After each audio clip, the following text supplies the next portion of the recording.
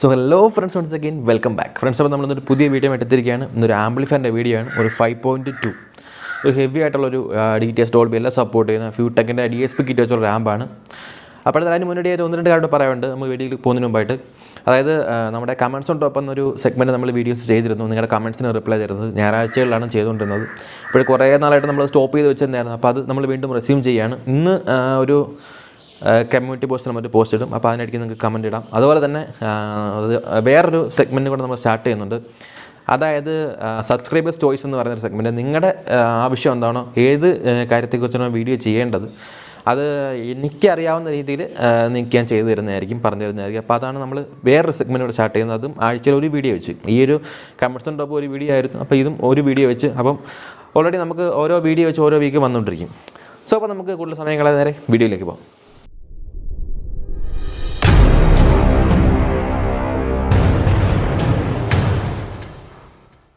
So friends, അപ്പോൾ നിങ്ങൾ channel ഇതുവരെ സബ്സ്ക്രൈബ് ചെയ്തിട്ടില്ലെങ്കിൽ ദയവായി ചാനൽ സബ്സ്ക്രൈബ് ചെയ്യുക. സബ്സ്ക്രൈബ് ചെയ്താൽ മാത്രം പോരാ, തൊട്ടടുത്തൊരു ബെല്ലൈക്കനുണ്ട്, ആ മണി നൈസ് അടിച്ചേക്കുക. അപ്പോൾ ഞാൻ പുതിയ വീഡിയോസ് അപ്ലോഡ് ചെയ്യുമ്പോൾ നോട്ടിഫിക്കേഷൻ നിങ്ങൾക്ക് ഓൺ ടൈം കിട്ടുന്നതായിരിക്കും. സോ ഫ്രണ്ട്സ്, അപ്പോൾ ഇതാണ് നമ്മുടെ 5.2 ആംപ്ലിഫയർ. നമ്മൾ സ്ഥിരം ഒരു ഡിസൈൻ ഉണ്ടായിരുന്നു നമുക്ക് ഫ്രണ്ട് പാനൽ. അതിൽ നിന്ന് വ്യത്യസ്തമായിട്ട് ഒരു പ്രത്യേക ഡിസൈൻ വെച്ചാണ് ഇത് ചെയ്തിരിക്കുന്നത്. മാത്രമല്ല ഫ്രണ്ട് പാനൽ നമ്മൾ അല്ലെങ്കിൽ നെട്ട് ആൻഡ് ബോൾട്ട് വെച്ച് ഫിക്സ് ചെയ്തിരിക്കുകയാണ്. സോ പേസ്റ്റിംഗ് അല്ല, എപ്പോൾ ഒന്ന് ഇളക്കി എടുത്ത് നമുക്ക് എന്തെങ്കിലും മാറ്റം വരുത്തുണ്ടെങ്കിൽ മാറ്റം വരുത്താം. ആ രീതിയിലാണ് ചെയ്തേക്കുന്നത്. ഫ്രണ്ട് നമ്മൾ ചെയ്തേക്കുന്നത് ഡുവൽ ലെയർ, നമ്മൾ സ്ഥിരമായിട്ട് ചെയ്യുന്നത് ഡുവൽ ലെയർ ടോണിലാണ് ചെയ്തേക്കുന്നത്. 2 ലെയർ ആയിട്ടാണ് ചെയ്തേക്കുന്നത്. മാറ്റ് ബ്ലാക്കും അതുപോലെ ഗ്ലോസ് ബ്ലാക്കും ഉണ്ട്. രണ്ട് സബിന് സെപ്പറേറ്റ് വോളിയം കൺട്രോൾ കൊടുത്തിട്ടുമുണ്ട്. സോ ഇതാണ് നമ്മുടെ ഒരു പുറമേ ഉള്ള ഒരു ലുക്ക് എന്ന് പറയുന്നത്. ഇത് അത്യാവശ്യം വലിയ ക്യാബിനാണ്. ജിടെക്കിൻ്റെ ക്യാബിനല്ല, അതിനെക്കാട്ടി വലിയ ക്യാബിനാണ്. നല്ലൊരു പെയിൻറ്റിംഗ് ഉള്ള നല്ല ക്വാളിറ്റി ഉള്ളൊരു ക്യാബിനാണ്. മാത്രമല്ല നല്ല ബലമുള്ളൊരു ക്യാബിനാണ്. അത്യാവശ്യം നല്ല പ്രൈസ് ഉണ്ട് ക്യാബിന്. അപ്പോൾ എന്നാൽ നമുക്ക് ബാക്കിലേക്ക് പോകുകയാണെങ്കിൽ നിങ്ങൾക്ക് ബാക്കിൽ നമ്മൾ പാനൽ ചെയ്തിട്ടുണ്ട്. എല്ലാത്തിനും നമ്മൾ ബനാന സോക്കറ്റ്സും അതുപോലെ തന്നെ നല്ല ക്വാളിറ്റിയുള്ള സോക്കറ്റ്സാണ് കൊടുത്തേക്കുന്നത്. ഇതെന്തായാലും ഒരു നോർമൽ അവരുടെ ബേസിക് ഫ്യൂടെക്കിൻ്റെ കിറ്റാണ്. HDMI അപ്ഡേഷൻ വന്നിട്ടില്ല. അത് ചെയ്യണമെന്നുണ്ടെങ്കിൽ അതിനുവേണ്ടി നമ്മൾ അതിനകത്ത് ഹോൾസ് ഇട്ടിട്ടുണ്ട്. HDMI അപ്ഡേഷൻ നമുക്ക് ചെയ്യാം. അപ്പം ഇത് എത്ര കാര്യങ്ങൾ, 2 സബ് ഔട്ട്, അതിന് സബിന് സെപ്പറേറ്റ് പവർ ഉണ്ട്, ആംബിന് സെപ്പറേറ്റ് പവർ ഓൺ ഓഫ് ഉണ്ട്, മെയിൻസ് പവർ ഓൺ ഓഫ് ഉണ്ട്, പിന്നെ ഫ്യൂസും അതുപോലെ തന്നെ കമ്പ്യൂട്ടർ കോഡും മറ്റു കാര്യങ്ങളും ബേസിക് നമ്മൾ ചെയ്യുന്ന കാര്യങ്ങളെല്ലാം ഇതിനകത്ത് ആഡ് ചെയ്തിട്ടുണ്ട്.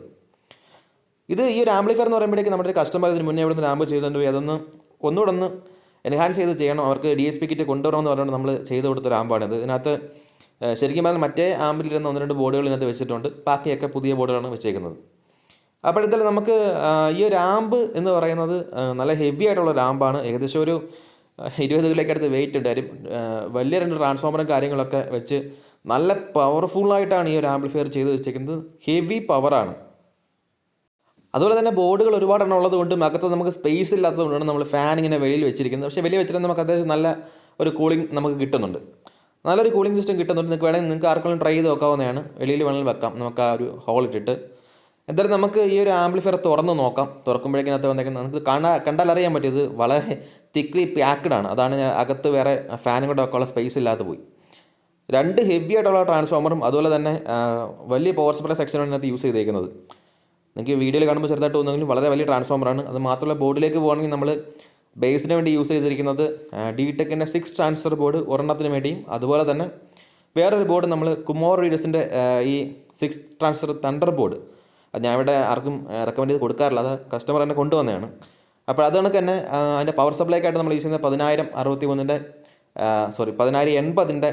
4 കപ്പാസിറ്റർ സെപ്പറേറ്റ് പവർ സപ്ലൈയാണ് യൂസ് ചെയ്തിരിക്കുന്നത്. ഇത് ഗെയിനർ ബോർഡാണ്.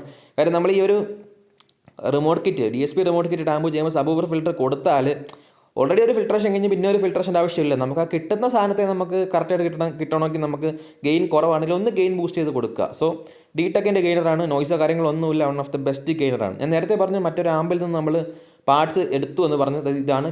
TDS-7294 5 ചാനൽ ബോർഡ് GTechൻ്റെ ഒരു 2 വർഷം മുന്നേ ഉണ്ടാക്കി കൊടുത്ത ആമ്പിൽ നമ്മൾ അതിങ്ങ് എടുത്തിട്ടാണ് ചെയ്തേക്കുന്നത്. അതിപ്പോൾ അതിൻ്റെ പവർ സപ്ലൈ ആയിട്ട് നമ്മളൊരു 10,000 50 വോൾട്ടിൻ്റെ സാമ്പായിട്ട് 2 കപ്പാസിറ്റർ ഇട്ട് ചെയ്തിട്ടുണ്ട്.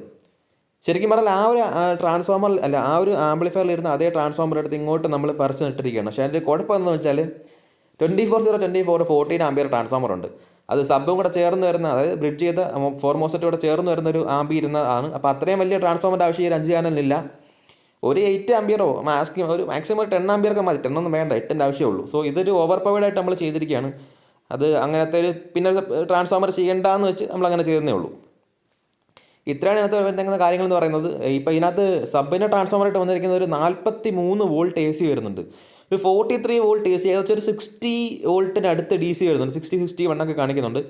അപ്പോൾ അതിനുവേണ്ടി നമ്മൾ കൊടുത്തിരിക്കുന്നത് കപ്പാസിറ്റർ എന്ന് പറയുന്നത് 1080 വോൾട്ട് കപ്പാസിറ്ററും അതിന് പറ്റുന്ന മെറ്റൽ ഡയോഡും കാര്യങ്ങളെല്ലാം PCB തന്നെ കൊടുത്തിരിക്കുകയാണ്. നമുക്കിത് ഓണാക്കി നോക്കാം.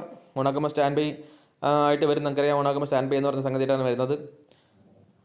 അപ്പം നമ്മുടെ വെൽക്കം നോട്ട് വന്നിട്ടുണ്ട്. ഇതൊരു നിങ്ങൾക്ക് അറിയാവുന്നൊരു എല്ലാവർക്കും അറിയാവുന്നൊരു കിറ്റാണ്. ഇതിൻ്റെ ഫംഗ്ഷനും കാര്യങ്ങളൊക്കെ എല്ലാവർക്കും അറിയാവുന്നതാണ്. അപ്ഡേഷനായിട്ട് ഇപ്പോൾ വന്നിട്ടുള്ളതെന്ന് വെച്ചാൽ ഇപ്പം വന്നേക്കുന്ന അവരുടെ HDMI ആ ഒരു ഇൻപുട്ട് മാത്രമേ ഉള്ളൂ. അതിൽ അപ്ഡേറ്റ് ചെയ്യാം, അതിനുള്ള ഓപ്ഷൻ നമ്മൾ ബാക്കിൽ കൊടുത്തിട്ടുണ്ട്. ഈ ഒരു ആമ്പിൻ്റെ കാര്യത്തിലേക്ക് വരികയാണെങ്കിൽ വളരെ ഹെവി പവേർഡ് ആയിട്ടുള്ളൊരു ആമ്പാണ്. അത് മാത്രമല്ല നമ്മൾ ഇതിനകത്ത് ആ ഒരു ഫാനിൻ്റെ നോയ്സ് കുറയ്ക്കാൻ വേണ്ടി നമ്മൾ സ്പീഡ് കൺട്രോൾ ചെയ്തിട്ടുണ്ട്. തെർമൽ കൺട്രോൾ ചെയ്യാത്തതിൻ്റെ കാര്യം ഇനി അഥവാ എന്തെങ്കിലും ഒരു ഫെയിലിയർ പറ്റി ഫാൻ കറങ്ങാതാവുകയാണ് ചെയ്ത് കഴിഞ്ഞാലോ എന്ന് വിചാരിച്ചിട്ട് നമ്മൾ റിലേ വെച്ച് അവിടെ ചെയ്തിട്ടുണ്ട്. അത് ചെയ്യാത്തതിൻ്റെ ഒരു ഇഷ്യൂ അതായിരുന്നു. അപ്പോൾ എന്തായാലും നമ്മൾ ടിപ്പിക്കലി നമ്മൾ ചെയ്യുന്ന എല്ലാ കാര്യം ചെയ്തിട്ടുണ്ട്. ഇതിനകത്ത് സ്പീക്കർ പ്രൊട്ടക്ഷൻ എല്ലാ ചാനലും വെച്ചിട്ടുണ്ട്. എല്ലാ കാര്യങ്ങളും നീറ്റായിട്ട് തന്നെ ചെയ്തിട്ടുണ്ട്. നോയ്സ് കാര്യങ്ങളൊന്നുമില്ല. പക്കാ സൈലൻ്റ് ആയിട്ടുള്ള ആമ്പാണ്. വാട്ട്സിലേക്ക് നോക്കുകയാണെങ്കിൽ നമുക്കൊരു 80 വാട്ട്സ് TDS 794 വാട്ട്സ് നിങ്ങൾക്ക് അറിയാം. 100 വാട്ട്സൊക്കെ കമ്പനി പറയാം, എത്രയൊന്നും കിട്ടാതെ 70-80 ഒക്കെ പ്രതീക്ഷിച്ചാൽ മതി. അപ്പോൾ ആ ഒരു വാട്ട്സ് നമുക്ക് ചാനലുകളിൽ കിട്ടും. അപ്പോൾ സബിന് നമുക്കൊരു 250 വാട്ട്സ് എന്തായാലും കിട്ടും. കാര്യം ഡ്യുവൽ ടാപ്പാണ്, സിംഗിൾ ടാപ്പിൽ നിന്നല്ല നമ്മൾ എടുത്തിരിക്കുന്നത്. 42 എന്ന് പറയുന്നത് ഒരു 7 ആംപിയറിൻ്റെ 2 ടാപ്പിംഗ് ഉണ്ട്. ആ 2 ടാപ്പിംഗ് ഇന്ന് സെപ്പറേറ്റ് ആയിട്ട് പവർ സപ്ലൈ എടുത്താണ് ചെയ്തിരിക്കുന്നത്. അതുകൊണ്ട് തന്നെ പവർ ഡ്രോപ്പ് വരെയുള്ള ചാൻസ് വളരെ കുറവാണ്. കസ്റ്റമർ ഫുള്ളി സാറ്റിസ്ഫൈഡ് ആണ്. പുള്ളി യൂസ് ചെയ്യുന്നത് രണ്ടും JBLൻ്റെ ബേസാണ് യൂസ് ചെയ്യുന്നത്. ശരിക്കും പറഞ്ഞാൽ ഈ ഇത്രയും ഒരു പവർഫുൾ ആയിട്ടുള്ള ആമ്പ് JBLന് വേണ്ട, അതിൻ്റെ ആവശ്യകത ഇല്ല. പിന്നെ നമ്മൾ കസ്റ്റമേഴ്സിൻ്റെ ഇഷ്ടത്തിനനുസരിച്ച് അവർ ഡിസൈൻ ചെയ്യുന്നു എന്നുള്ളത് കൊണ്ട് തന്നെ ഡിസൈൻ ചെയ്ത് കൊടുത്തതാണ്. നോക്കി കണ്ട് യൂസ് ചെയ്തില്ലെങ്കിൽ സബ് കത്തിപ്പോയുള്ള ചാൻസ് വളരെ കൂടുതലാണ്. പ്രത്യേകിച്ച് നമ്മൾ ഈ ഗെയിനർ ബോർഡൊക്കെ വെച്ചിട്ട് ഗെയിനൊക്കെ ഒരുപാട് ഓവറായിട്ട് തുറന്ന് വിട്ടാൽ കോയിലൊക്കെ പെട്ടെന്ന് ഹീറ്റായി പോകും. അപ്പോഴെന്തായാലും അങ്ങനെയാണ് ഈ ഒരു സെറ്റപ്പ് ഉണ്ടാക്കി വെച്ചിരിക്കുന്നത്. നമ്മൾ സബ് വൂഫറിന് വേണ്ടി സെപ്പറേറ്റ് ഒരു സ്റ്റീരിയോ ഒരു ഇതായി കൊടുത്തിട്ടുണ്ട്, ഒരു സ്പീക്കർ പ്രൊട്ടക്ഷൻ കൊടുത്തിട്ടുണ്ട്. സോ ഓവറാൾ ഇതാണ് നമ്മുടെ ഒരു ആമ്പിൻ്റെ ഒരു ഇതെന്ന് പറയുന്നത്. വളരെ ഹെവി ആയിട്ടുള്ളൊരു ആമ്പാണ്. സോ ഫ്രണ്ട്സ്, അപ്പോൾ നിങ്ങൾക്ക് വീഡിയോ ഇഷ്ടമായെങ്കിൽ ലൈക്ക് ചെയ്യാനും ഷെയർ ചെയ്യാനും കമൻറ്റ് ചെയ്യാനും മറക്കണ്ട. And don't forget subscribe my channel. It's me Adarsh from Technical Evolution. മറ്റൊരു വീഡിയോ വീണ്ടും കാണാം. Till then wait and watch.